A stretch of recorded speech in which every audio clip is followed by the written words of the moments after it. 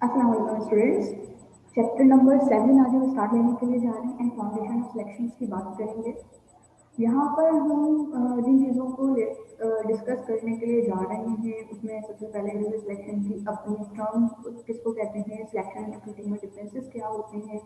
Then इस का जो सबसे ज़्यादा इंपॉर्टेंट टॉपिक है वो इंपॉर्टेंट टॉपिक ये है कि सिलेक्शन के सोर्सेज ऑफ सिलेक्शन कौन कौन से हैं, सिलेक्शन हम किस तरीके से करते हैं और जो चीज़ हम पूछ रहे हैं क्या वो वैलिडेट है, क्या वो रिलायबल है, या जो उसका कंटेंट है या उसके जो कॉन्टेक्स्ट है वो दोनों जो है वो आपके पास रिलायबल मौजूद है या नहीं है। इन तमाम के तमाम चीज़ों को जो है वो हम क्या कर रहे करेंगे, आज डिस्कस करेंगे।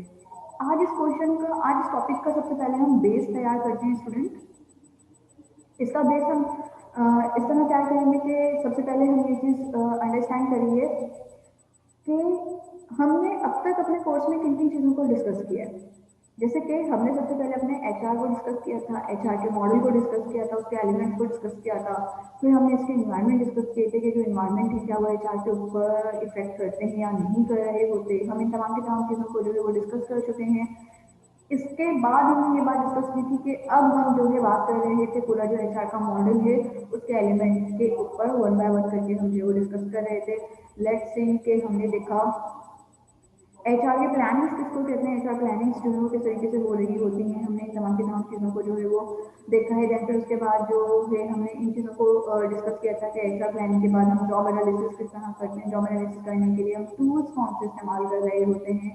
हम इन चीज़ों को डिस्कस कर रहे थे लास्ट टाइम। फिर इसके बाद हमने ये देखा कि ओके फाइन, जॉब एनालिसिस हो गई, हमें पता है कि हमारी जो है ऑर्गेनाइजेशन की नीड्स क्या हैं और ऑर्गेनाइजेशन की नीड के बाद ये जो ऑर्गेनाइजेशन की नीड है ये फुलफिल कैसे होंगी। तो वहाँ पर हमने जो है वो रिक्रूटिंग के प्रोसेस को जो है वो स्टडी किया कि रिक्रूटिंग एक्चुअली क्या है आपके पास जॉब एडवर्टाइजमेंट से लेने के बाद, और तमाम की तमाम सीरीज जो आपको अब तक हासिल हो चुकी हैं या जॉब एप्लीकेशन जो आपको अब तक रिसीव हो चुकी हैं उसको आप नाम दे रहे हो रिक्रूटिंग का। अब हम जो है सिलेक्शन के प्रोसेस की तरफ जाते हैं। ये सिलेक्शन का प्रोसेस हमारे पास हमारा फोर्थ प्रोसेस है जिसपे हम एचआर मॉडल की अगर हम बात करें तो सिलेक्शन के प्रोसेस की जो है हम बात कर रहे होते हैं। नाउ स्टूडेंट्स, सिलेक्शन बोलते किसको हैं और सिलेक्शन का वर्ड जो है वो किस लिए इस्तेमाल होता है। सिलेक्शन मीन्स ऑफ दैट कि ये वो प्रोसेस है जिसमें आपने जो जॉब एनालिसिस किए थे उस जॉब एनालिसिस में who is the best person, आप अब जो बेस्ट पर्सन है उसको क्या कर रहे हैं, आप यहाँ पर उसको चूज कर रहे हैं। Qualified person, best person for the specific role.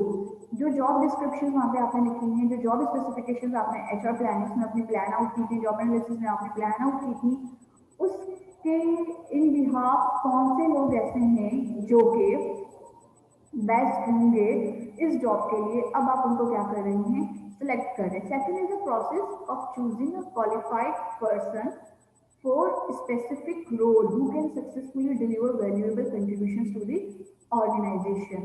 कि आप वहाँ पर ये अज्यूम कर रहे होते हैं कि जिस पर्सन को आप सिलेक्ट कर रहे हो वो उस ऑर्गेनाइजेशन के लिए सबसे ज़्यादा सक्सेसफुल रहेगा। इट मीन्स ऑफ दैट अगर हम सिलेक्शन को बिल्कुल समराइज करके इस्तेमाल करें या समराइज करके हम जो इस वर्ड को यूज करें, selection means that choosing the best possible person for the specific job. Okay, best possible person for the specific job. The term selections can be applied to the many aspects of the process, such as recruiting, hiring, and evaluations। यहाँ पर बात होती है selection को आप क्या करते हैं, वर्क प्लेसमेंट, तो प्लेसमेंट से भी जो है आप इंटरचेंज कर सकते हैं। मतलब सिलेक्शन का सिनोनिम अगर आप एचआर में देखें तो प्लेसमेंट से भी आप उसको अंडरस्टैंड कर सकते हैं ना। कुछ जैसे कि अगर हम ग्रेडी डेविल की बात करें वो अपनी बुक में जो है recruiting and hiring and explorations के का कंप्लीट प्रोसेस जो है वो सिलेक्शन में ही कंक्लूड कर रहे होते हैं, जबकि दूसरे जो ऑथर है हमारे पास वो रिक्रूटिंग को एक अलग जो है प्रोसेस दिखाते हैं और सिलेक्शन को एक अलग प्रोसेस दिखाते हैं। इसलिए आप लोगों ने बहुत दफ़ा जो है एक चीज़ देखी होगी कि वहाँ पर सिलेक्शन, ये जो दो वर्ड हैं वो एक साथ यूज होते हैं, रिक्रूटिंग एंड सिलेक्शन। ये दोनों वर्ड जो है वो आपके पास क्या हो रहे हैं, एक सेम स्पेसिफिक डोमेन में जो है वो आप यहाँ पर बात कर रहे होते हैं। क्योंकि बहुत सारे यहाँ पर कंफ्यूजन क्रिएट होती है कि what is the difference between recruiting and what is the difference between selection in English. ना अब हम बात करते हैं कि ये जो हम सिलेक्शन कर रहे हैं, सिलेक्शन एक्चुअली क्या है, आपके पास बेस्ट पॉसिबल एस्पेक्ट है कि आप बेस्ट पॉसिबल पर्सन को जो है वो लेके आ रहे हो। ओके, लेकिन अगर आपके पास बेस्ट पॉसिबल पर्सन आपको नहीं मिलेगा या फिर जो है आप यहाँ पर ये देख लो कि एक आप अच्छी सिलेक्शन नहीं कर पाए अपने इस पूरे प्रोसेस में, तो वो कौन कौन से पिटफॉल्स हैं जिनको आपको देखना पड़ेगा। ओके, या वो पिटफॉल्स जो है वो आप क्या कर रहे हैं, फेस कर रहे हैं। तो वो जो पिटफॉल्स आप फेस कर रहे होते हैं उसको आप क्या कह रहे होते हो, bad selections. Now it means of that ये जो आपकी सेकंड लाइन है, इस ये पूरी सेकंड लाइन आपके पास एक्चुअली किस चीज़ के लिए डिस्कस हो रही है। अगर आप एक सक्सेसफुल सिलेक्शंस नहीं कर सके तो आप किन किन चीज़ों को फेस कर रहे हो, पहली बात ये। दूसरी बात ये, सिलेक्शन के लिए, एक अच्छी सिलेक्शन के लिए, सक्सेसफुल सिलेक्शंस के लिए कौन से पॉइंट्स जो हैं वो इम्पॉर्टेंट होते हैं, या वो कौन से फैक्टर्स हैं जो कि अच्छी सिलेक्शंस के ऊपर जो है वो इन्फ्लुएंस कर रहे होते हैं। Now bad selections can be cause of bad performance, causes the addition cost and then the legal obligation. Okay, आपके पास जो एक बैड सिलेक्शन है उसकी वजह से क्या होता है, कुछ बैड परफॉर्मेंसेस सामने आ रही होती है, आपकी कॉस्ट जो है वो इनरिच हो रही होती है, या कॉस्ट जो है वो इंक्रीज हो रही होती है, बिजनेस कॉस्ट इंक्रीज हो रही है, और समटाइम आपके पास जो है लीगल ऑब्लिगेशन होते हैं। इट मीन्स ऑफ दैट हम क्या कर रहे हैं यहाँ पर, हम इन चीज़ों को जो है वो इन चीज़ों को हम डिस्कस करेंगे कि बैड सिलेक्शन किस तरीके से आपकी बैड परफॉर्मेंस को लीड कर रही है, किस तरीके से आपके पास आपके कॉस्ट को इंक्रीज कर रही है, और मोस्ट इंपॉर्टेंटली लीगल ऑब्लिगेशंस कौन कौन सी हैं। It means of that successful selection अगर नहीं हुई तो उसके बाद आप कौन कौन से पिटफॉल्स हैं जो देख रहे होते हैं, पहली चीज़। और सक्सेसफुल सिलेक्शंस के लिए आप किन चीज़ों को कंसीडर करोगे, वो कौन कौन से फैक्टर्स हैं जो कि इन्फ्लुएंस कर जाएंगे आपके ऊपर। ना, पहली बात है बैड परफॉर्मेंसेस। अगर सिलेक्शन अच्छी है तो परफॉर्मेंस एम्प्लॉय की जो है वो बेहतरीन रहेगी। ओके, क्योंकि आपने वहाँ पर उसकी स्किल्स भी जज की है, आपने अपने एम्प्लॉय को वैलिडेट भी किया है, आपने अपने एम्प्लॉय को क्वालिफिकेशन क्वालिफाइड भी जो है आपने क्या करा है वहाँ पर चेक किया है, उसकी क्वालिफिकेशन जो है वो आपकी जॉब के लिए इंपॉर्टेंट थी, तो आपने वहाँ पर क्या किया है, उस क्वालिफिकेशन को भी चेक किया है। ये तमाम की तमाम चीज़ें अलाइन कर रही थी आपकी जॉब के साथ, और जब उस पर्सन ने अपनी जॉब देना, अपनी सर्विसेज आपको प्रोवाइड करना शुरू करी, तो वहाँ पर आपने ये चीज़ देखी कि ये जो एम्प्लॉय है, ये एम्प्लॉय आपके ऑर्गेनाइजेशन के लिए सक्सेसफुल है। ओके, इसका मतलब है एक बेस्ट सिलेक्शन बेस्ट परफॉर्मेंस को लीड कर रहा है। लेकिन अगर सिलेक्शन आपकी बैड नहीं है, आपने क्या किया, आपने उस पर्सन की जो है स्किल्स को सही जज नहीं किया, या वो रेफरल बेसिस था, वो रेफरल बेसिस होने की वजह से जो है आपने जो है उसको जज नहीं किया, और आपने जस्ट उसको जो है इनटेक लिया मार्केट से, और आपने अपने ऑर्गेनाइजेशन में उसको वर्किंग पे लगा दिया, लेकिन उसकी परफॉर्मेंसेस क्यों थे, रेफरेंसेस थे, उसकी परफॉर्मेंसेस इतनी अच्छी नहीं हो सकी, तो यहाँ पर उसकी सिलेक्शन जो है वो बैड परफॉर्मेंसेस को लीड कर रही होगी। बैड परफॉर्मेंसेस लीड कर रही है आपके पास आपकी इन एफिशिएंट आउटपुट्स को, कि ऑर्गेनाइजेशन में जो है एफिशिएंसी क्रिएट नहीं हो पा रही है, कुछ नया इनपुट नहीं हो पा रहा, और वहाँ पर इन एफिशिएंट आउटपुट्स जो है वो वहाँ पर क्या कर रहे हैं, काम कर रहे हैं। Okay, it means of that selection जो है वो डायरेक्टली रिलेटेड किससे होता है, आपके साथ आपकी परफॉर्मेंस से। हम यहाँ पर इस पॉइंट को हम इस तरीके से भी लिख सकते हैं कि आपके पास आपकी जो सिलेक्शन है वो आपके पास किस लिए काम करिए, कि आपकी परफॉर्मेंस जो है वो किस तरीके से मूव करती हैं। पहला पॉइंट है आपके पास आपकी परफॉर्मेंसेस। ओके, देन फिर जो है कॉस्ट, आपके पास जो आपकी सिलेक्शन होती है वो आपके पास आपकी कॉस्ट ओरिएंटेड होती है, क्योंकि रिक्रूटिंग एंड सिलेक्शन दोनों का प्रोसेस जो है वो कुछ कॉस्ट जो है वो वहाँ पर इनकर्ड करवा रहा होता है, और ये बात हम लास्ट टाइम जो वो डिस्कस कर चुके थे। तो आपके पास जो आपकी सिलेक्शन का प्रोसेस होता है वो कॉस्ट ओरिएंटेड है। अगर आप एक अच्छी सिलेक्शन कर लेते हो तो इसका मतलब सिंपल क्या होगा कि आपकी जो कॉस्ट आपने वहाँ पर आपने लगाई है, वो आपने इंकर्ड किया आपने वो कॉस्ट, तो वो कॉस्ट जो है वो आपके लिए क्या हो गई, परफॉर्मेंस ओरिएंटेड हो गई और बेस्ट हो गई। लेकिन अगर आपकी सिलेक्शन खराब हो जाती है और आपके पास जो है वो एम्प्लॉय जिसके लिए वो आपके लिए परफॉर्मेंस ओरिएंटेड नहीं होता, एफिशिएंट ओरिएंटेड नहीं होता, तो वहाँ पर आपकी जो कॉस्ट है वो इंक्रीज हो जाती है, और आपकी जो बिजनेस कॉस्ट अगर आपकी in term of that increase हो गई, तो यहाँ पर आपके लिए क्या होगा, एक बैड एडवांटेज क्रिएट होता है आपकी ऑर्गेनाइजेशन के लिए। एंड थर्ड पॉइंट है आपके पास आपके लीगल ऑब्लिगेशन। कि ये आपके पास क्या है, ये सब के सब जो है वो आपके पास आपके फैक्टर्स हैं जो कि सिलेक्शन के ऊपर जो है इन्फ्लुएंस करते हैं। आफ्टर सिलेक्शन की जितनी भी जो रिजल्ट होते हैं जो वो इन्फ्लुएंस करते हैं ना। लीगल ऑब्लिगेशन, अब यहाँ पर क्वेश्चन क्रिएट होता है, लीगल ऑब्लिगेशन किस तरीके से जो है यहाँ पर आप पे इन्फ्लुएंस करे सिलेक्शन पे। लेट्स सपोज हमने लास्ट टाइम लॉ पढ़ा था, इक्वल एम्प्लॉयमेंट का लॉ जो है हमने पढ़ा था। अब equal employment means of that आपके पास जेंडर बाइसनेस नहीं होगी आपकी। आप अगर उसके ऊपर जो है किसी फीमेल वर्कर इतना ही ज़्यादा अच्छी कैपेबिलिटी के साथ काम करिए तो इट नॉट दैट कि आप जो है ना मेल को उसके ऊपर फोकस करोगे। यहाँ पर जो का लॉ है या आपके पास इक्वल एम्प्लॉयमेंट का जो लॉ है इसमें लीगल ऑब्लिगेशन जो है वो मौजूद है। पहली चीज़ ये, अगर ये वाले एग्जाम्पल से समझ में आए तो हम सेकंड ये करते हैं। आपके पास जो आपका रिक्रूटर आया है, ओके, जिसको आपने रिक्रूट करना है, उसकी जो हिस्ट्री है वो किसी क्राइम से अटैच है, ओके, और उसके माइंड में ये एस्पेक्ट है कि वो किसी ऑर्गेनाइजेशन के अंदर एंटर हो रहा है, वहाँ के कस्टमर्स की जो लिस्ट है उसको वो अपने पर्पस के लिए जो है वो इस्तेमाल करेगा। तो that is called the legal obligation. क्योंकि अगर वो क्राइम कर लेता है, वो वहाँ पर क्राइम के साथ अटैच हो जाता है, तो फर्दर मोर जो है एक ऑर्गेनाइजेशन को वहाँ पे खड़े होकर जो जस्टिफाई करना पड़ता है कोर्ट के सामने के पहले उसने इस एम्प्लॉय की जो हिस्ट्री है वो एम्प्लॉय हिस्ट्री क्यों नहीं चेक करी।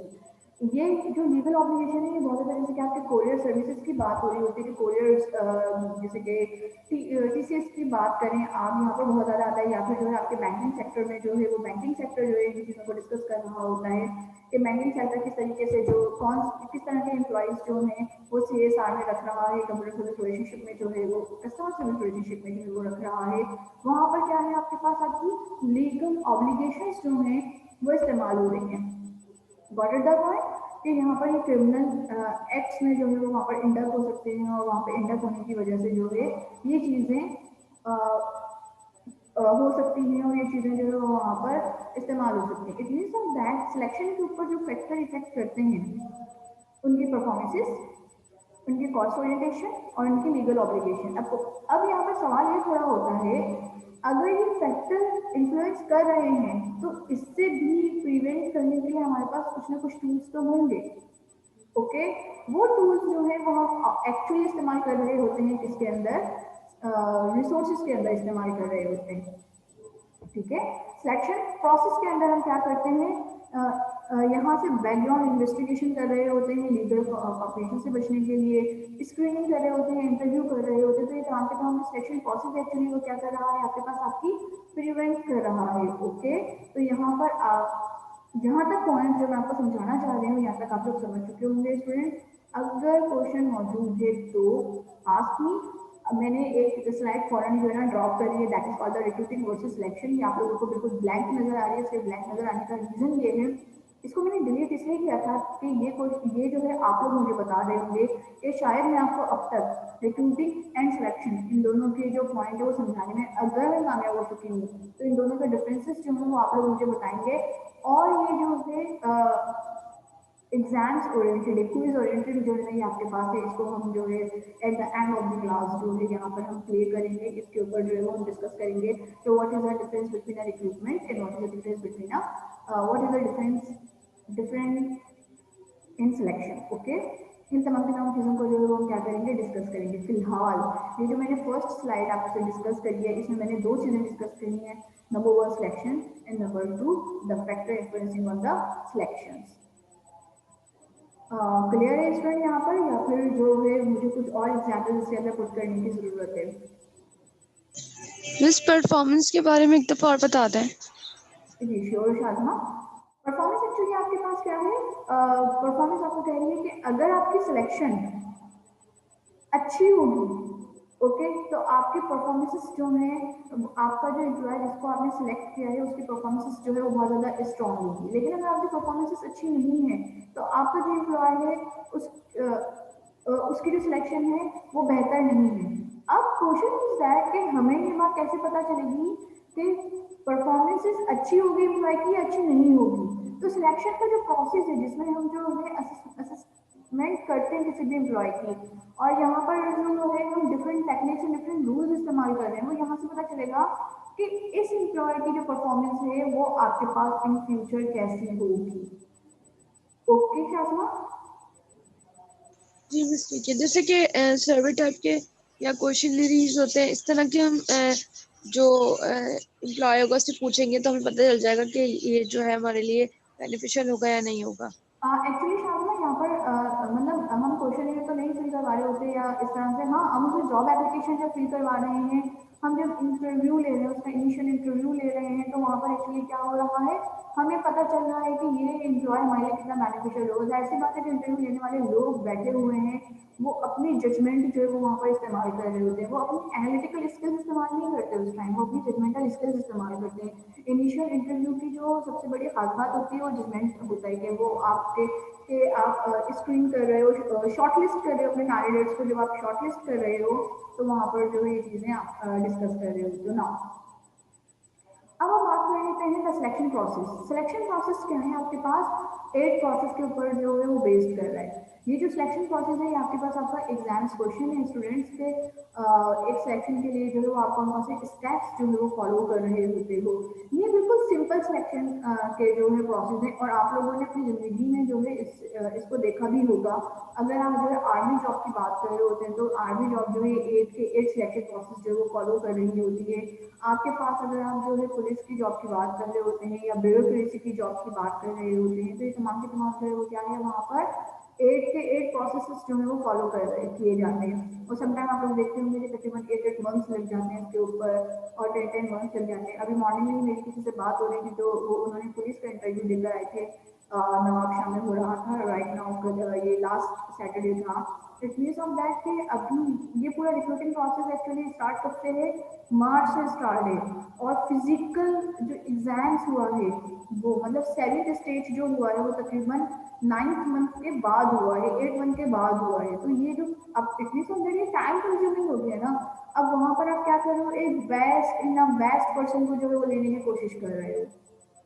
ओके, नाउ ये सब चीजें आपके साथ होती हैं। सबसे पहले है initial screening interview. Let's suppose that recruiting में आपने जॉब दे दिया, आपने जॉब ऐड दे दिया, जॉब ऐड देने के बाद आपने जो है ना एप्लीकेंट को इनवाइट कर लिया अपने पास। एप्लीकेंट आ गए, एप्लीकेंट देन फिर जब एप्लीकेंट आ गए, आपने वहाँ पे क्या करा, एप्लीकेंट को भी जो है स्क्रीन किया कि जो एप्लीकेशन है वो कितनी रेलिवेंट हो, कितनी इरेलीवेंट है। तो वो जो आप एप्लीकेंट को रेलिवेंट या इनरेलीवेंट कर रहे हो, आपने उन दोनों को हटा दिया और देन उनको क्या कर दिया, इंटरव्यू कॉल कर दिया। ओके, ये जो इंटरव्यू कॉलिंग हो रही है that is called the initial screening interview है यहाँ पर। जब आपने उनको इंटरव्यू कॉल करी तो देन कैंडिडेट आपके ऑफिस तक पहुंचा। जब वो आपके ऑफिस तक पहुंचा तो वहाँ पर आपने उसको जो है एक जॉब एप्लीकेशन दे दी।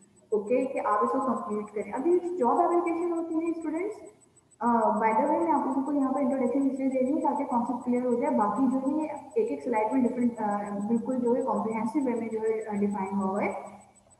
नाउ अब जब आप एंटर हुए, वहाँ पर आपके पास जब जॉब एप्लीकेशन आ गई, कैंडिडेट को जो जॉब एप्लीकेशन दे दी गई, और वहाँ पर उनको कहा गया कि आप इसको फिल करें। अभी ये जॉब एप्लीकेशन में एक्चुअली क्या होती है, आपका कंप्लीट बायोडेटा, आपका नाम क्या है, आपके फादर का नाम क्या है, CNIC नंबर क्या है, आपका टाइटल क्या है, आपका ईमेल एड्रेस क्या है, आपकी जो जॉब एक्सपीरियंसेस है वो जॉब एक्सपीरियंसेस जो है वो कहाँ पर है, कितने कितने ईयर्स जो है ना आपने पढ़ाए हैं, इवन के। अच्छा, ये सारी चीज़ें बाय द वे आप लोगों के पास आप लोग जो है अपनी CV में दे चुके हो, लेकिन वहाँ पर वो जो है कुछ स्किल्स आपके वहाँ पे फाइंड आउट करने के लिए आप लोग कहते हैं कि माई हैंड या इन रिटर्न फॉर्म में जो है वो राइट डाउन करें। ओके, देन फिर उसके बाद आपकी एक्सपेक्टेड सैलरीज जो है वो आपसे पूछी जाती हैं, और आपकी अपनी क्वालिटीज़ क्या हैं, या आपके विजन या पर्सनल गोल्स क्या हैं आपके पास। जैसे कि मेरा बहुत ज़्यादा एक्सपीरियंस रहा है जॉब एप्लीकेशन को फिल करने में। तो सबसे ज़्यादा इंटरेस्टिंग जॉब एप्लीकेशन जो थी वो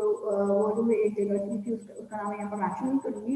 एक्चुअली उन्होंने पूछा था कि आपकी लाइफ के गोल क्या है, और लाइफ के गोल बीइंग अ पर्सन। जैसे कि मैं एक लेक्चरर हूँ, तो बीइंग अ पर्सन मेरी लाइफ के जो है वो क्या गोल है। तो ये सारी चीज़ें जो क्या है वो आपके पास आपकी जॉब एप्लीकेशंस में जो है वो मौजूद होती है। जैसे कि नॉर्मली अब किसी दिन आप लोग अपनी CV जो है वो जरूर दिखाऊंगी। उसके बाद मैंने अपनी CV को ऐड किया, और वहाँ पर जो है वो मैंने अपने लॉन्ग टर्म ऑब्जेक्टिव्स जो है वो मेंशन किए। ओके, जैसे कि मेरा एक जो पॉइंट है उसमें ये था कि I I am still not winning condition. Till the last breath के लास्ट ब्रेथ तक मैं कभी भी विनिंग कंडीशन में नहीं होगी बिकॉज ऑफ दैट। अब ये एक सेंटेंस है, अभी सेंटेंस को आप क्या करते हैं, कोई भी जो पर्सन पढ़ेगा वो उसको अपने हिसाब से इवेलुएट करेगा। तो जैसे कि हम ये बात कर रहे होते हैं, हम जो है अपनी टर्म के गोल्स या अपने ऑब्जेक्टिव्स जो है वो अपनी सीरीज में जो है वो डाल रहे होते हैं। तो वहाँ पर एप्लीकेशन फॉर्म में जो है जहाँ पे तमाम चीज़ें मैंशन होती हैं। देन फिर इसके बाद इसका थर्ड स्टेप होता है एम्प्लॉयमेंट टेस्ट। आपकी जो है आपकी स्किल्स चेक, आपकी नॉलेज चेक की जाएगी। एक्चुअली जो रिस्पेक्टिव सब्जेक्ट है उसके हिसाब से आपकी नॉलेज क्या है, वो नॉलेज जो चेक की जा रही है उसको आप क्या कह रहे हो, एम्प्लॉयमेंट टेस्ट। एम्प्लॉयमेंट टेस्ट के बाद अगर आपका टेस्ट बहुत अच्छा हुआ और आप उसमें पास हो गए तो देन फिर आप क्या कहाँ पे जाते हैं, कॉम्प्रिहेंसिव इंटरव्यू किया जाता है। वो जो कॉम्प्रिहेंसिव इंटरव्यू किया जाता है, वो कॉम्प्रिहेंसिव इंटरव्यू उस टाइम किया जा रहा है जब आपकी नॉलेज भी चेक हो चुकी है और आप वहाँ पर ये बात पता चल चुकी है कि आपकी आपकी जो क्वालिफिकेशन है वो रिलेटेड है आपकी जॉब के साथ, जॉब डिस्क्रिप्शन के साथ। कॉम्प्रिहेंसिव इंटरव्यू टू टाइप का होता है। फर्स्ट ऑफ ऑल कि वो आपसे जो है कोई कैलकुलेटिव जो है किसी भी तरह के पजल सॉल्व करवा रहे होते हैं, या फिर जो है वो आपके बिहेवियर्स चेक कर रहे होते हैं। जैसे नॉर्मली गैस्ट्रो एंड पोस्टर्स जो है उसको चेक किया जाता है, तो वो आपके पास क्या कहला रहा है, कॉम्प्रिहेंसिव इंटरव्यू कहला रहा है कि आप जो है बिहेवियर्स को चेक कर रही हूँ ना। बैकग्राउंड इन्वेस्टिगेशन होगी, बैकग्राउंड इन्वेस्टिगेशन हम क्यों कर रहे हैं, ताकि हम किसी भी लीगल ऑब्लिगेशन से जो है वो बच सके। आपके पास जो एम्प्लॉय मौजूद है, क्या इसकी कोई क्रिमिनल हिस्ट्री मौजूद है या नहीं है। नॉर्मली अगर मैं आप लोगों को एक टिप दूँ तो यहाँ पर स्टूडेंट को टिप दी जाती है कि आप अपना फेसबुक की जो वॉल है वो बहुत ज़्यादा हेल्दी रखें। अगर आप लोग सोशल मीडिया यूज़ करें तो सोशल मीडिया पे किसी भी चीज़ को जो है शेयर करते टाइम आप सोचें कि ये आपकी पर्सनैलिटी के कहीं रिस्पेक्टिव वे में तो नहीं है या कोई अपोजिट वे में तो नहीं है। बिकॉज ऑफ दैट जो बैकग्राउंड इन्वेस्टिगेशन होती है, बैकग्राउंड इन्वेस्टिगेशन में सबसे पहले आपके डिजिटल मीडिया को जो है ना वो फाइंड आउट किया जाता है। फिर उसके बाद जो है वो आपकी केस हिस्ट्री निकाली जाती है। मतलब आपके डेटा जो है नागरा में भेज दिया जाता है कि आपके आपके नाम के ऊपर किसी भी तरह की जो है वो मौजूद तो नहीं है, कोई केस तो मौजूद नहीं है, या कभी आपका जो है ना थाने का चक्कर तो नहीं लगा कर आया आप कभी। तो तमाम चीज़ें जो है वो इसके वहाँ पर मौजूद होती है। तो बैकग्राउंड इन्वेस्टिगेशन की जाती है। देन कंडीशनल जॉब ऑफर की जा रही है। Conditional job offer in sense of that कि आप 3 मंथ तक हमारे पास जॉब करेंगे, जब आपका प्रोबेशन पीरियड कंप्लीट हो जाएगा तो आफ्टर वाइल आपको जो है परमानेंट किया जाएगा एंड ऑल दैट। जो आपकी चीज़ें हैं वो दी जाएंगी, मतलब अलाउंसेस वगैरह जो है वो आपको ऑफर किए जाएंगे। Finally medical and physical exams किया जा रहा है कंडीशनल जॉब देने के बाद। जो है जब आप सब कुछ लोग होते हैं जो कि मेडिकल एंड फिजिकल एग्जाम्स जो है वो अपने at the time of job period दे रहे होते हैं। लेकिन अगर आप किसी में थोड़ी देर पहले आर्मी की बात करेंगे तो वो आपको कंडीशनल जॉब ऑफर नहीं कर रहे होते, वो जस्ट आपसे जो है फिजिकल एग्जाम्स के बाद वो आपको जो है ना कंडीशनल जॉब ऑफर कर रहे होते हैं, और एक सर्टेन टाइम पीरियड के बाद जो है वो आपको परमानेंट जॉब ऑफर कर रहे होते हैं। ओके स्टूडेंट्स, तकरीबन 8 आपके पास मौजूद हैं। और initial screening interview, completion the application form, फिर टेस्ट है, फिर कॉम्प्रिहेंसिव इंटरव्यू है।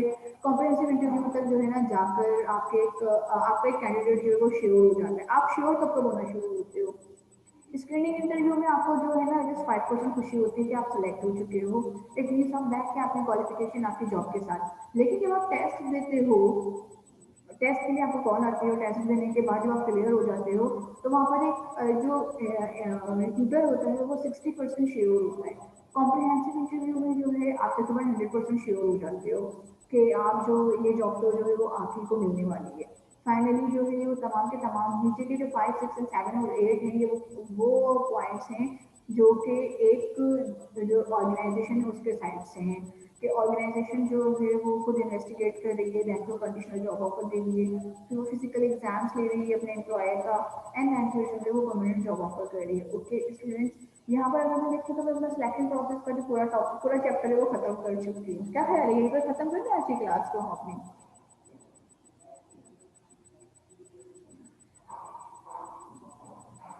अच्छा, मैं ज़्यादा सोई हुई आवाज़ में बोल रही हूँ या एक्चुअली आप लोग भी जो है ना वो इसी मूड के साथ मौजूद है, मेरे मूड के साथ, मेरे मूड को फॉलो कर रहे हैं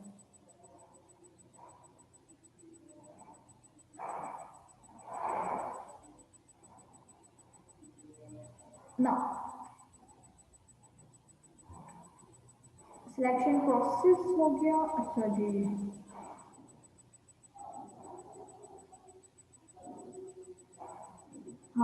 फिर उसके बाद मैक्रो की क्लास के लिए तुम लोगों को जो है ना ज़्यादा वो चाहिए। एनीवेज मैं इसको जो है बहुत थॉरली भी आप लोगों को पढ़ाती हूँ।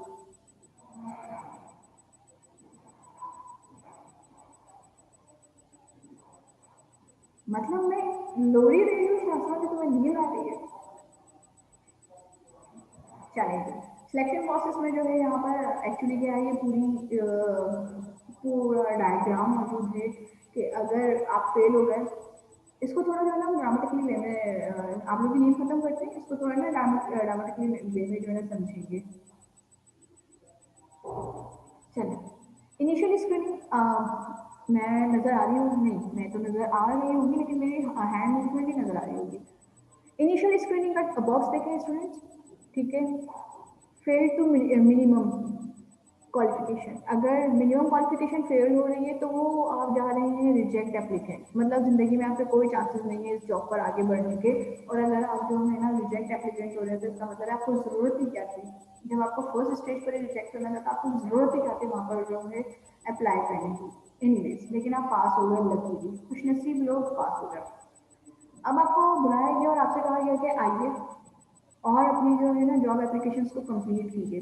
बाय द वे, ये जो अगर मैं अपनी पर्सनल व्यूज़ बताऊँ ना आप लोगों को, तो मैं बोलती हूँ भाई सीवी ऑलरेडी मौजूद है, ज़रूरत क्या है जो है ना हैंड राइटिंग करके जो है ना पूरी, कि आप जो है ना अपना मतलब कवर लेटर लिखें, बैठ के बिठा के कवर लेटर लिखवाया जा रहा है, बिठा के जो है ना आपको प्रिंटेड फॉर्म भेजा जा रहा है और उसकी जो है ना इन्फॉर्मेशन कंप्लीट करने के लिए कहीं जा रही हैं। भाई ज़रूरत क्या है, सब चीज़ें तो आपके पास ऑलरेडी मौजूद हैं। लेकिन खैर, एक ऑर्गेनाइजेशन में जॉब करने की मजबूरियाँ, आपको क्या करना पड़ता है, अपनी जो है ना कंप्लीट करनी पड़ती है एप्लीकेशन। अगर आपने एप्लीकेशन कंप्लीट कर दी और यहाँ पर भी आपके लक ने आपका साथ दे दिया, पाकिस्तान में रहते हुए हम लक पर बात करते हैं, ठीक है, हम जो है ना मेरिट पर बात नहीं करते। आपके लक ने आपका साथ दे दिया तो आप क्या करोगे, कंप्लीट एप्लीकेशन के बाद आप पास हो जाओगे। इसका मतलब है कि आप इन पाकिस्तान के अंदर उन 12% लोगों में से हो जो कि प्रॉपर चैनल से जॉब हासिल करने की तरफ जा रहे हैं। ओके, प्रॉपर तरीके से जॉब हासिल करने की तरफ जा रहे हैं 12%, वरना पर्ची चलती है हमारे यहाँ। लेकिन अगर आप फेल हो रहे हो, रिजेक्ट एप्लीकेंट, सो सैड। हौसला रखें, जिंदगी में दोबारा जो है ना अप्लाई करने की कोशिश करें। नेक्स्ट जो है एम्प्लॉयमेंट टेस्ट। एम्प्लॉयमेंट टेस्ट दे दिया आपने, आपकी नॉलेज बहुत अच्छी थी, आदिल यहाँ मौजूद नहीं है वरना तो मैं आदिल को जरूर मेंशन करती, आदिल के तरह की नॉलेज आपके पास मौजूद है। लिखने में भी जो है ना आप बड़े फास्ट हो, बस ठक ठक जो है ना लिखते हो, रेलिवेंट लिखो इरेलीवेंट लिखो, आपने कॉपी काली करनी होती है। तो अगर आप एम्प्लॉयमेंट टेस्ट पास कर चुके हो, पास हो गए, तो इसका मतलब क्या हुआ, आप जो है कोई बहुत ही बेहतरीन पर्सन है, ठीक है, अल्लाह ताला ने आपके पास खास करम किया हुआ है, इसीलिए आप क्या कर चुके हो, एम्प्लॉयमेंट टेस्ट पे पास हो चुके हो। लेकिन अगर आप फेल हो चुके हो तो कोई मसला नहीं है भाई, मतलब फेल द टेस्ट और रिजेक्ट एप्लीकेंट का सिंपल मतलब ये होता है बेटर ऑफ नेक्स्ट टाइम। सही, बेटर। अच्छा, इसके ऊपर ना मैं आपको एक अमेरिकन कंपनी है, उसका नाम एग्जैक्टली मुझे याद नहीं आ रहा, मैं जब उनका जो है ना सिलेक्शन प्रोसेस पढ़ रही थी, तो उनका जो भी एम्प्लॉय फेल होता है ना, वो उस एम्प्लॉय को उसका रीज़न और मतलब सबसे पहले शुरुआत करते हैं बहुत प्लेजिंग स्टेटमेंट के साथ कि you are a very phenomenal person and this and that, और फिर उसके बाद जो है ना वो आपको सेकंड पैराग्राफ में बताते हैं कि आप थे तो बहुत अच्छे लेकिन एक्चुअली आप टेस्ट में फेल हो चुके हैं। अब बंदा ऊपर वैसे ही आसमान पर चढ़ चुका है, तो जब वो ये बात पढ़ रहा होता है कि वो फेल हो चुका है तो उसकी फीलिंग्स भी उतनी हर्ट नहीं होती है। वो बोलते हैं ओ कोई मसला नहीं है भाई, पहले ही जो है ना अच्छा खासा इन्होंने हमें जो है ना प्रेजिंग दे दी है। ओके, फिर वो जब टेस्ट के फेल होने के बाद बताते हैं ना, फिर उनका थर्ड पैराग्राफ पढ़ के मुझे बहुत मज़ा भी आया था। वो थर्ड पैराग्राफ में बताते हैं कि एक्चुअली आप ना फेल क्यों क्यों हुए, उन्होंने कुछ अपने जो है ना वो बताए हुए हैं, वो बनाए हुए मेजरमेंट या एसओपीज। मतलब सोचो कितनी खुशी की बात होती है ना कि आपको कोई अगर बता रहे कि आप फेल हो, नहीं आप बहुत अच्छे हो लेकिन फिर भी आप फेल हो गए। अच्छा, फिर वो आपको ये बात बताया कि आप क्यों फेल हुए। सोचो उनका एचआर कितना काम करता होगा जब वो अपने सिलेक्शन प्रोसेस की तरफ जा रहे हैं या एम्प्लॉयमेंट टेस्ट को देख रहा होता है। एनीवेज, खैर आप रिजेक्ट हो चुके हो, उन्होंने जो है ना आपको रिजेक्ट करके एक और नीचे जो है ना फ्यूचर की बहुत अच्छी टिप भी देकर वो अपनी ईमेल एंड करते हैं कि फ्यूचर की बहुत अच्छी टिप दे दी और फिर उन्होंने अपनी ईमेल एंड कर दी, तो आपको बुरा नहीं लग रहा कि आप रिजेक्ट हो गए हो, सही है।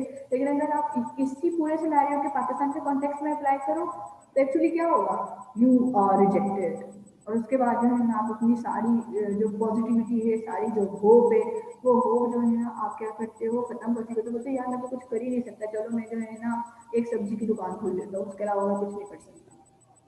बस यही चीज़ हो रही होती, क्या करें अब। एनीवेज एम्प्लॉयमेंट टेस्ट भी पास हो गया, मतलब आपके ऊपर अल्लाह ताला की बहुत ज़्यादा रहमतें हैं, आप अल्लाह के बहुत नेक बंदे हो कि आपने एम्प्लॉयमेंट टेस्ट भी पास कर लिया।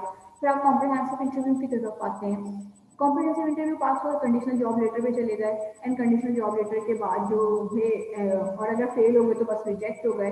एनीवेज कंडीशनल जॉब लेटर इसलिए मिलता है कि अगर मेडिकल एग्जाम्स में आप फेल हो रहे होगे तो वहाँ से जो है ना आपको बार बार आपको दिखाया जाएगा। और फाइनली जो है ना इन चीज़ों के ऊपर जो है वो आप क्या करते हैं, अपने पूरे सिलेक्शन प्रोसेस को जो है वो डायग्राम वे में डिस्कस कर रहे होते हैं। फिर बैकग्राउंड चेकिंग हो रही है, अगर प्रॉब्लम इनकाउंटर आ रहा है तो फिर फेल हो गए तो मेडिकल एग्जाम्स।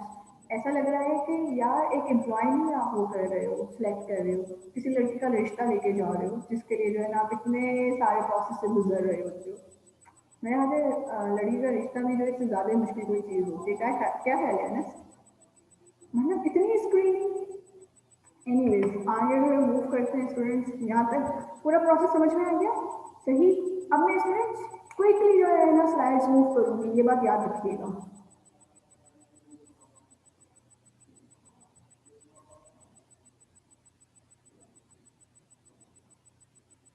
नाउ चलिए जी, इनिशियल स्क्रीनिंग इंक्वायरी करेंगे कि आपकी जॉब डिस्क्रिप्शंस के ऊपर आपकी जो जॉब डिस्क्रिप्शंस पे जो है वो आपकी जितनी भी आई हुई हैं सीरीज आई हुई हैं, क्या हो गया उनके, जितनी भी सीरीज आई हुई हैं वो सारी की सारी जो है वो पूरी उतरती हैं या नहीं उतरती, आपने जॉब डिस्क्रिप्शन में चेक कर लिया, वहाँ पर आप जो है परफॉर्मेंस रिलेटेड सैम्पल्स जो है आप क्या करवा रहे हो एप्लीकेंट से जो है एप्लीकेशन फॉर्म फिल करवा रहे हो। जैसे कि मैंने आपसे कहा कि भाई कौन सी क्वालिफिकेशन है, क्या करते हो क्या नहीं करते हो, कौन कौन सी स्किल्स आपके पास मौजूद हैं। और कुछ तो बहुत बड़े लोग होते हैं जो आपसे आपके गोल्स भी पूछ लेते हैं, तो काम से तमाम चीज़ें हो गई। एप्लीकेशन फॉर्म एक्चुअली आपकी लीगल कंसिडरेशन के लिए सबसे ज़्यादा इंपॉर्टेंट होता है, क्योंकि जो है वहाँ पर लिखते हुए आप क्या कर रहे होते हो, लीगल कंसिडरेशन को बहुत ज़्यादा फोकस कर रहे होते हो। आप उन आइटम्स को ओमिट कर देते हो जिसमें जो है ना आपके रिलीजन, सेक्स या नेशनल ओरिजिन वगैरह की बात हो रही होती है, क्योंकि आज के 21st सेंचुरी में ये बहस बहुत ज़्यादा है कि जॉब को जो है वो इन तमाम की तमाम चीज़ों से अलग होना चाहिए। इट मीन्स ऑफ दैट के अगर मतलब अगर हम अमेरिका में बात करें, ब्लैक लाइफ मैटर की बात करें, तो वहाँ पर ये चीज़ें जो है कंसिडर की जाती हैं। और अगर आप डेवलप कंट्रीज़ की बात करें तो डेवलप कंट्रीज़ में वो प्रॉब्लम्स मौजूद है जो कि मतलब जहालत के ज़माने के होते हैं। ठीक है, वो प्रॉब्लम्स जो है वो मौजूद हैं। अल्हम्दुलिल्लाह कि हमारी सोसाइटी अभी तक इन तमाम की तमाम चीज़ों से जो है वो बची हुई है, लेकिन वहाँ पर जो है वो चीज़ें मौजूद हैं। प्राउड टू अवर सेल्फ के हम लोग जो है बहुत प्राउडली जो है वो मूव कर लेते हैं अपनी सोसाइटी के अंदर। देन स्टेटमेंट जो है राइट स्टेटमेंट इंक्लूड करें। एम्प्लॉय को चाहिए होता है कि वो फॉल्सली कोई जो है इन्फॉर्मेशन ना दे, इसीलिए जो सच है वो सच है और आप उस सच को जो है ना वहाँ पे लिखें। परमिशन उसके रेफरेंसेस को जो है चेक करें ताकि जो है इन फ्यूचर आपको कोई प्रॉब्लम ना हो। और एम्प्लॉयमेंट एक विल की स्टेटमेंट जो है इस टाइप की स्टेटमेंट जो है वो आप जरूर। एम्प्लॉयमेंट एट विल का मतलब होता है आपको कुछ सेंटेंसेस ऐसे होने चाहिए जिसमें पता हो कि वो एम्प्लॉय इस जॉब के बारे में क्या सोच रहा है। लेट्स सपोज दैट कि कभी जो आप एक्सपेक्टेड सैलरी लिख देते हो, या कभी आप ये सोचते हो कि इस जॉब की कौन कौन सी रिस्पॉन्सिबिलिटीज होंगी, ये वाली बात जो है आप अपने एम्प्लॉय से ही पूछ रहे होते, तो हमें पता चलता है कि आपका एम्प्लॉय एक्चुअली एट नहीं है। Now weighted application form, weighted application form का मतलब सिंपल ये है कि उसकी जो इन्फॉर्मेशन है वो आप वैलिडेट कर रहे हो। आप देख रहे हो, चेकआउट करने की कोशिश कर रहे हो कि अब उसमें आप चेक क्या कर रहे हो। आपका एक पर्सन जो था वो एम्प्लॉय, उसने जॉब करी 2011 से लेकर 2014 तक, देन फिर उसने जो है ना जॉब क्या कर दी, छोड़ दी, एंड देन फिर दोबारा जॉब स्टार्ट करी 2016 से, और देन कंटिन्यू 2018 तक उसने जॉब करी। फिर उसने अपने आप को रिलैक्स किया और 2020 में वो जॉब तलाश करने के लिए आ रहा है। वहाँ पर क्वेश्चन ये खड़ा होता है कि भाई आपने 2 साल का गैप 15-16 का गैप स्पेंड किया, एंड देन जो 18 का गैप स्टैंड किया। अब आप एनालिसिस कर रहे हो, यहाँ पर एक जो ऑर्गेनाइजेशन होती है उस ऑर्गेनाइजेशन को क्या मिल गया, एक एनालिटिकल पॉइंट मिल गया, why you are going to why you are take this type of gap in your life. ऐसी क्या प्रॉब्लम आ गई थी जिसमें जो है ना आपने क्या करा कि इतने गैप ले लिए। सेम इज दैट आपके एजुकेशन के साथ भी होता है कि कोई पर्सन है उसे कंटिन्यूटी नहीं है पढ़ने में, तो आप वहाँ पर इससे ये सवाल जरूर करते हो भाई आपकी कंटिन्यूटी क्यों नहीं है।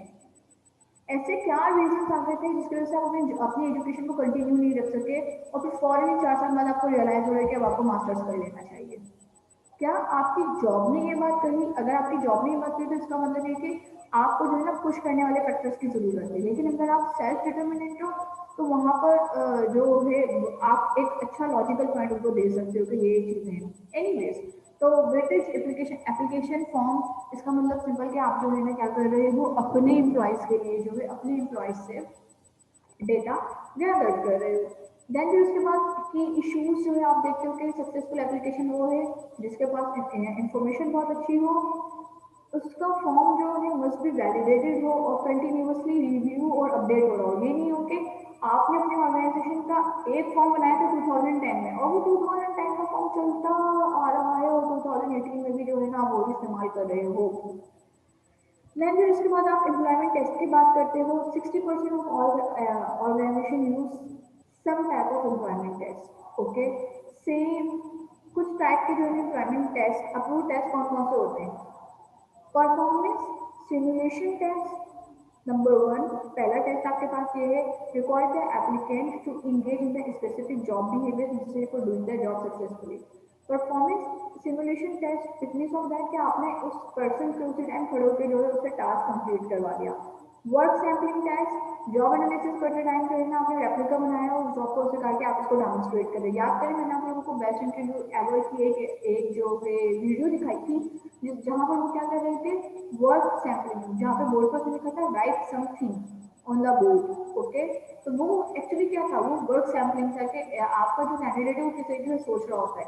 Assessment centres test means that के आप जो है मैथ्स की, अकाउंट्स की, फाइनेंस की, किसी भी तरीके की जो है ना आप क्या करो, एक एग्जाम्पल उसके अंदर डाल दो, वहाँ पर जो है ना आप एक असेसमेंट कर दो कि ये पर्सन जो किस तरीके से काम कर रहा होता है।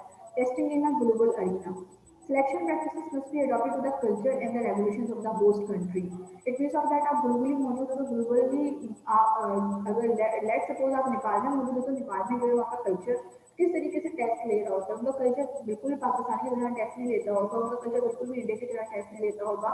उनका कुछ समथिंग न्यू, कुछ अलग जो है वो कल्चर होता है। इसका एक रिसर्च पेपर मैंने बहुत इंटरेस्टिंगली सिलेक्शन एंड रिक्रूटिंग का रिसर्च पेपर पढ़ा था मैंने नेपाल के कॉन्टेक्स्ट में। उनके एक मजे की बात ये थी कि जब वो अपने कल्चर के बारे में बात करते हैं तो उनके कल्चर में एक चीज ये है कि आप उनको जो है ना बिहेवियर वाइज जज नहीं करेंगे। वो जो बिहेवियर जजमेंट, हम जब जैसे प्रोसेस की बात करते हैं, इंटरव्यू की बात करते हैं, तो वहाँ पे वो ये बात कर रहे थे कि आप उनसे जो है ना राइट डाउन करवाएंगे उनके सैमुलेशन, मतलब इट मीन्स ऑफ दैट कि उनके कल्चर में कौन कौन से वर्ड इस्तेमाल होते हैं और किस कॉन्टेक्स्ट में इस्तेमाल होते हैं। एंड आई डोंट नो कि वो ऐसा क्यों करते हैं, क्योंकि मैं उस चीज़ को फाइंड आउट करने की कोशिश कर रही थी कि इससे इससे बेनिफिट क्या मिलता होगा।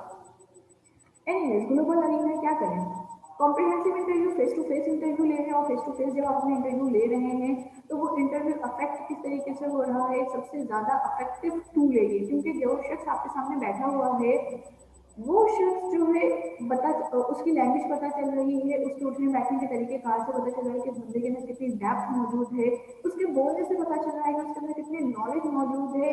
वहाँ पर आप बाइसनेस कोई डिसीजन नहीं ले रहे हो, इंप्रेशन उसने एक्चुअली डिसाइड कर रहा है कि that is a right image for that. वहाँ पर इनएक्यूरेट मेमोरीज जो है उसको आप क्या कर रहे हो, फ्लोरिश करने की कोशिश कर रहे हो।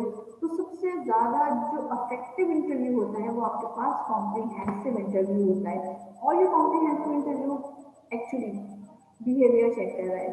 Okay, role playing is often used कि आप रोल प्ले करवा रहे होते हैं, जैसे कि शायद मैंने कभी आप लोगों से जो है एक सर्विस कमीशन की जो है वीडियो कभी शेयर करी हो, मुझे नहीं याद आ रहा कि मैंने आप लोगों से शेयर किए या नहीं किए, इस बैच से किए या नहीं किए। तो वहाँ पर पब्लिक सर्विस कमीशन नॉर्मली क्या करता है, रोल प्ले करवाकर जो है वो आपसे क्या कर रहा होता है, आपके अंदर की टेक्निक्स एंड टैक्टिक्स को जो है वो याद रखने की कोशिश कर रहा होता है। कॉम्प्रिहेंसिव में जो है वो आपके पास रियलिस्टिक जॉब न्यूज भी होते हैं कि अनफेवरेबल इनफेवरेबल इन्फॉर्मेशन को जो है आप क्या कर रहे हो, जॉब एप्लीकेशन से निकाल रहे हो, उसके ऊपर फिर बहस करे चले जा रहे हो कि भाई ये इस तरह था और ये इस तरह नहीं था और ये इस तरह होना चाहिए। एनीवेज, तो बैकग्राउंड इन्वेस्टिगेशन की तरफ की बात कर रहे हैं, तो बैकग्राउंड इन्वेस्टिगेशन जो है वो आपके पास बात कर रहा है कि आप वेरीफाई कर रहे हो उसकी इन्फॉर्मेशन को। आपकी जो इन्फॉर्मेशन वेरिफिकेशन हो रही है वो कौन सा सोर्स होगी, फॉर्मर एम्प्लॉयर्स आप कहाँ थे, आपकी जॉब परफॉर्मेंस कैसी थी, education, legal status at that work. Let suppose that कि मैं एम्स को ड्रॉप कर मैं एम्स को जो है लेफ्ट करती हूँ, यहाँ से जॉब एम्स को लेफ्ट जॉब करके मैं कहाँ जाती हूँ, कहाँ जाऊँगी? तो जैबिस्ट अगर मैं चली जाती हूँ, लेट सपोज दैट, तो जैबिस्ट से जहाँ कॉल आएगी वो यहाँ पर आएगी, एम्स आएगी, और पूछेंगे कि भाई मेरा जो है स्टेटस ऑफ द वर्क क्या था, और मेरे जो है कोई क्रिमिनल रिकॉर्ड तो मौजूद नहीं है, एनीवेज में वर्किंग में जो कैसी पर्सन रही हुई, जहाँ तक हम इन्फॉर्मेशन जो है वो किससे ली जाएंगी यहाँ पर, आपकी प्रीवियस वर्क प्लेस। और समटाइम्स में आपके रेफरेंसेस से भी पूछा जाता है कि आपका जो रेफरेंस है वो कितना क्रेडिटेबल है। लेट्स सपोज दैट कि मैं किसी बहुत ग्रेट पर्सन का नाम, क्रेडिटेबल पर्सन का मैं नाम लिख देती हूँ, मैं यहाँ पे शासमा का नाम लिख दूँगी, शासमा जो है ना वो मेरा रेफरेंस है, तो देन फिर शासमा के पास कॉल जा रही होगी, हमसे पूछ रहे हैं कि भाई ये जो मैडम है या ये जो पर्सन है, इस पर्सन की जो बैकग्राउंड हिस्ट्री जो है वो क्या है। तो ये भी एक इन्वेस्टिगेशन का जो है वो तरीकेकार होता है। अब ये शासमा के ऊपर डिपेंड करेगा वो मेरी जॉब बचाती है या मेरी जॉब को जो है ना इनलिदा करवाती है। इसका मतलब है रेफरेंस पर्सन जो है ना बड़ा सोच समझ के देना चाहिए। नाउ क्वालिफिकेशन प्रिविलेज की बात की जाएगी, देन इन्वेस्टिगेशन मेथड में जो है ना कुछ इंटरनल इन्वेस्टिगेशन हो रही है, कुछ एक्सटर्नल इन्वेस्टिगेशन होती है, कुछ डॉक्यूमेंटेशन होती है। मीन्स ऑफ दैट जैसे कि मैं मिनिस्ट्री ऑफ कॉमर्स की बात करूँ तो नॉर्मली जो मिनिस्ट्री ऑफ कॉमर्स का एचआर डिपार्टमेंट वो हर दफ़ा जो विजिट कर रहा होता है क्रांति यूनिवर्सिटी को, और वो अपने एम्प्लॉयज़ को जो है वो इन्वेस्टिगेट करवा रहा होता है कि भाई यहाँ पर जो है अपनी इन्फॉर्मेशन दी है या जो अपने डॉक्यूमेंट सबमिट करवाए हैं, एक्चुअली वो डॉक्यूमेंट्स जो हैं वो वेरीफाइड हैं या नहीं है, तो वो वेरिफिकेशन जो है वो जरूर करवा रहा होता है। जो डॉक्यूमेंटेशन होती है, इवन कि आपने इवन जो आपने अपनी जॉब के लेटर्स दिए हैं, वो लेटर्स जो है वो वहाँ पर मौजूद हैं या नहीं, दैट इज कॉल्ड दैट। ना कंडीशनल जॉब ऑफर्स की बात करते हैं। कंडीशनल जॉब ऑफर्स थोड़ा रुक रुक के हम अंडरस्टैंड करते हैं क्योंकि ये नई चीज़ है आप लोगों के लिए। Conditional job offer for employment met contingent upon successful completion of the background check, physical medical exam, drug test, etc. etc. Maybe use job related information to make a hiring decision. Job related information लेने के बाद आपने क्या कर दिया, उस person को जो है ना वो हायर कर लिया, उसकी जो है कॉम्प्रिहेंसिव उसको कंटिन्यूस टाइम पीरियड के लिए हायर किया। जैसे कि आप किसी भी ऑर्गेनाइजेशन में जाए वो कहते हैं कि आपका 3 मंथ्स का जो है वो प्रोबेशन पीरियड है। वो 3 मंथ्स का प्रोबेशन पीरियड का मतलब क्या होता है, आपके सिर के ऊपर ये कंडीशनल जॉब ऑफर है। अगर कोई भी जो है ऐसी चीज नजर आ गई आपके जॉब के अंदर, आपके अंदर, तो वो क्या करेंगे, आपको फायर करने में एक लम्हा भी नहीं लगाएंगे। वरना नॉर्मली क्या होता है, आपको 3 जो है ना लेटर्स दिए जाते हैं, वार्निंग लेटर्स दिए जाते हैं, देन उसके बाद आपको फायर लेटर दिया जाता है। लेकिन यहाँ पर कंडीशन जॉब ऑफर में जो है ऐसा कुछ भी नहीं है। मेडिकल एग्जाम से आपकी मेंटल एग्जाम्स हो रहा है, आपकी जो डिसेबिलिटीज को चेक किया जा रहा है, देन फिर आपको जो है वो जॉब ऑफर कर दी गई है कि आप हायर हो चुके हो और आपको जो है ना प्रमोशन नोटिफिकेशन जो है वो दे दिया जाएगा। Then comprehensive approach selection process में जो है हम कॉम्प्रिहेंसिव अप्रोच की जब बात करते हैं कि अब आप क्या कर रहे हो कि अपने जिस पर्सन को आपने हायर किया है उसकी जो है वीकनेसेस क्या है, उसकी स्ट्रेंथ क्या है, उसके लिए आप कुछ टूल्स इस्तेमाल करते हो। ठीक है, कैंडिडेट्स के ऊपर होता है और ये आप कुछ टूल्स इस्तेमाल कर रहे होते हैं जिनके ऊपर रहते हुए जो है ना आप काम करते हो। Management should be assure that which kind of the selection is the important. जैसे ही मेरी खत्म होगी, ये टाइम पीरियड मेरा खत्म होने वाला है इस मीटिंग का। 9 स्टूडेंट इसके बाद जो हम पढ़ने के लिए जाएंगे, वही पढ़ने के लिए जाएंगे। बीइंग अ मैनेजर, मैं जो मैनेजर हूँ, मैं जो चीज़ें पूछ रही हूँ अपने कैंडिडेट से वो कितनी रेलिवेंट है, और उसका आंसर जो है क्या डुअल मीनिंग्स में मेरे सामने आएगा या वन मीनिंग में मेरे सामने आएगा। उसके लिए हम कौन कौन से जो है ना कौन कौन से टूल्स जो है वो हम इस्तेमाल कर रहे होते हैं, इन चीज़ों को जो है हम क्या करेंगे, फॉरन जो है मैं जाती हूँ और फॉरन में से दोबारा से जो कंटिन्यू करती हूँ स्टूडेंट्स को, ताकि जो है हम अपने इस लेक्चर को जो है टाइमली खत्म कर सकें। It's 1 o'clock by the way. Then फिर जो है वो हम चीज़ों को क्विकली सिलेक्शन के प्रोसेस को जो है हम वाइंड अप करेंगे।